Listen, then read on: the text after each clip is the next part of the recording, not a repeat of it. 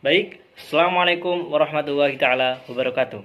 Di sini kami dalam rangka memenuhi tugas presentasi mata kuliah studi hadis dan hadis tarbawi yang diampu oleh Bapak Mahruz Zainul Umam SPDI MPD. Kami dari kelompok 7 ingin mempresentasikan mengenai pembagian hadis dari segi kuantitasnya. Namun, sebelum masuk kepada penjelasan yang lebih terperinci, izinkan saya untuk memperkenalkan anggota dari kelompok ini. Yang pertama, saya, Fahmi Arham, sebagai presentator pertama yang akan menjelaskan mengenai klasifikasi hadis ditinjau dari segi kuantitas sanadnya.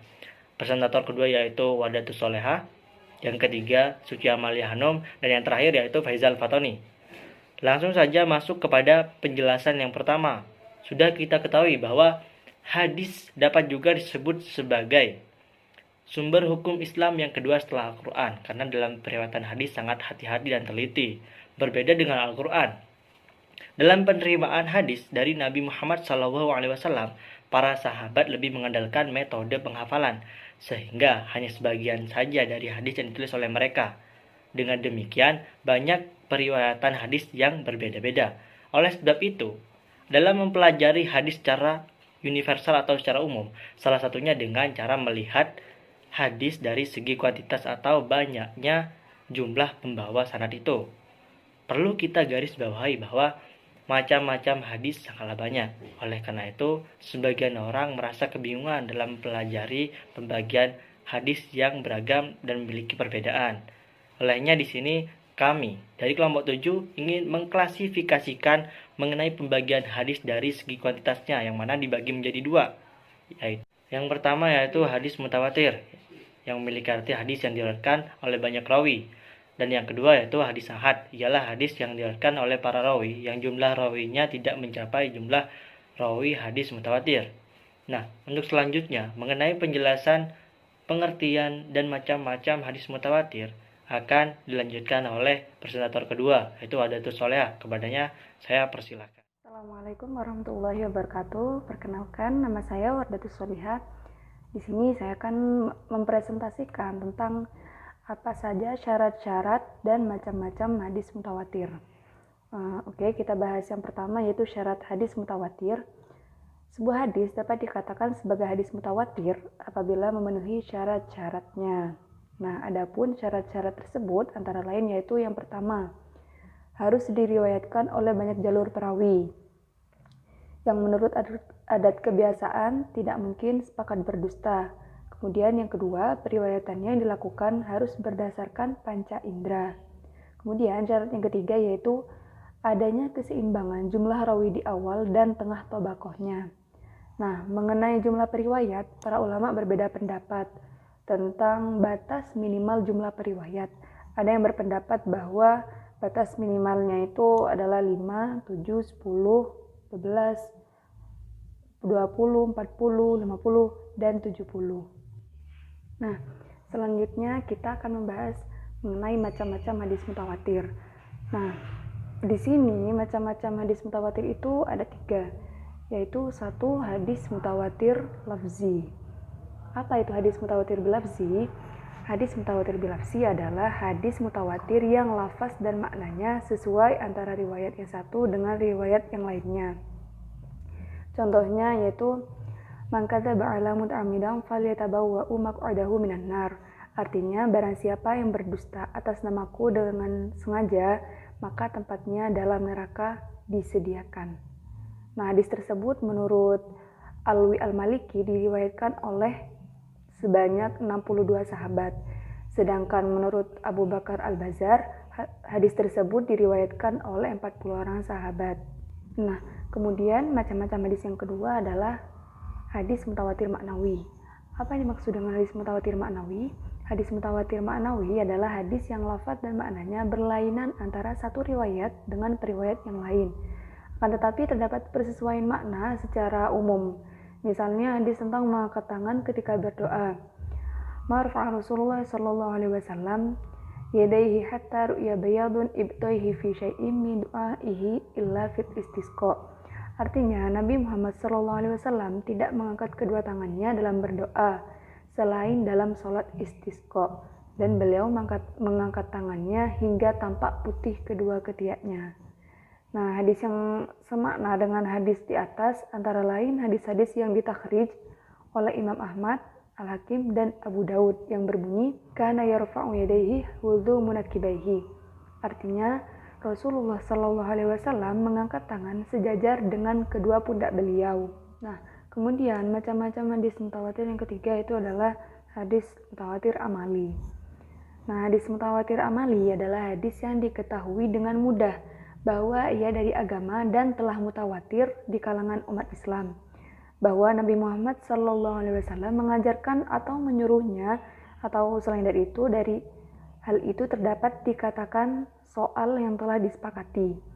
Contohnya yaitu berita-berita yang menerangkan waktu dan rokaat sholat, sholat jenazah, sholat id, hijab perempuan yang bukan mahram, kadar zakat, dan segala rupa amal yang telah menjadi kesepakatan ijma.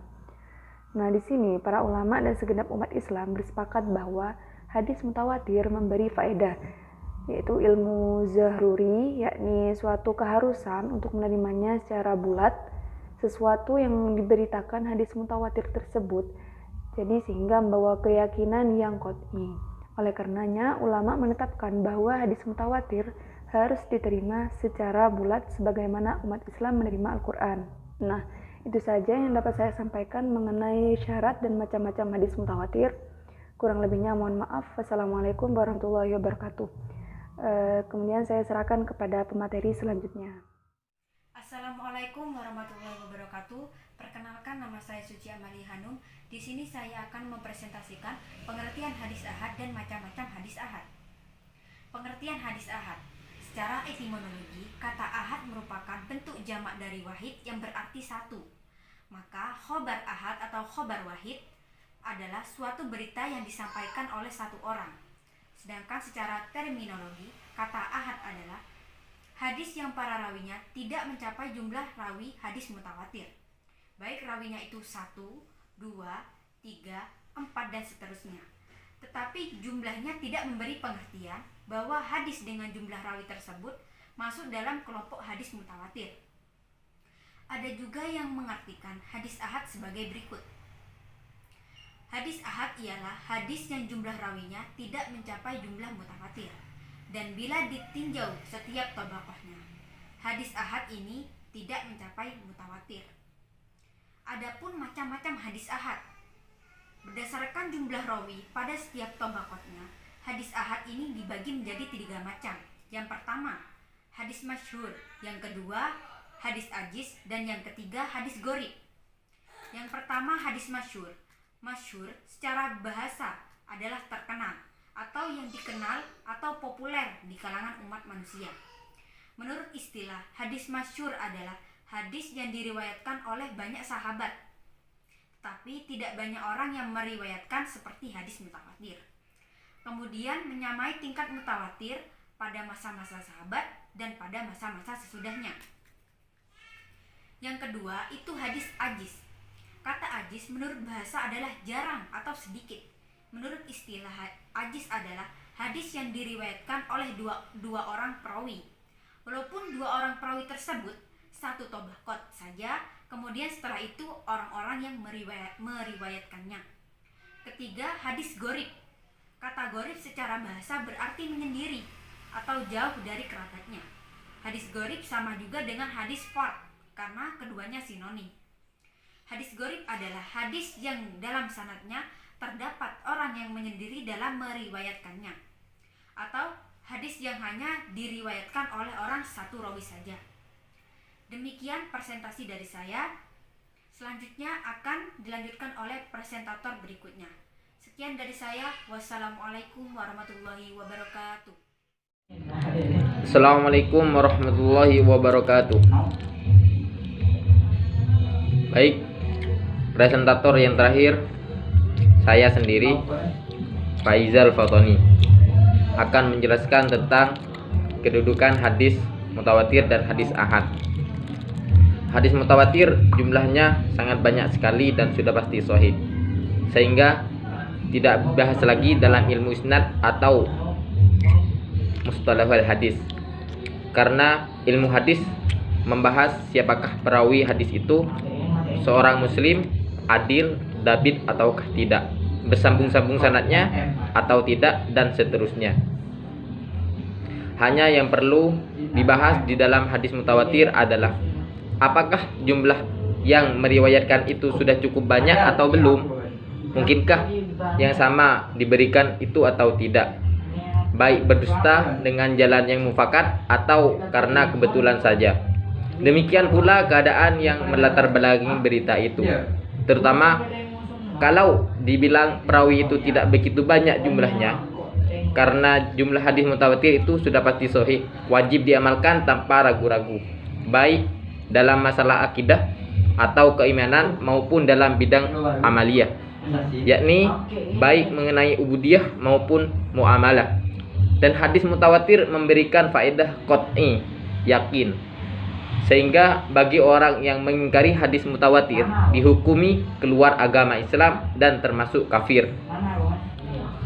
Sedangkan hadis ahad memberikan faedah zonni, diduga kuat akan kebenarannya, wajib diamalkan kalau sudah diakui akan kesahihannya dalam ilmu hadis dan usul fiqh. Berpijak pada macam dan definisi dari masing-masing hadis ahad sebelumnya. Hukum hadis ahad terbagi menjadi sahih, hasan, dan dhaif.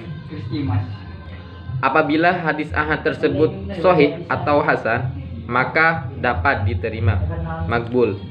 Sebaliknya, apabila termasuk hadis dhaif, maka ia ditolak, mardud. Para muhakkin menetapkan bahwa hadis ahad yang sahihlah yang diamalkan dalam bidang amaliyah, baik masalah-masalah ubudiyah maupun masalah-masalah muamalah. Tidak di dalam bidang akidah atau keimanan, karena keimanan atau keyakinan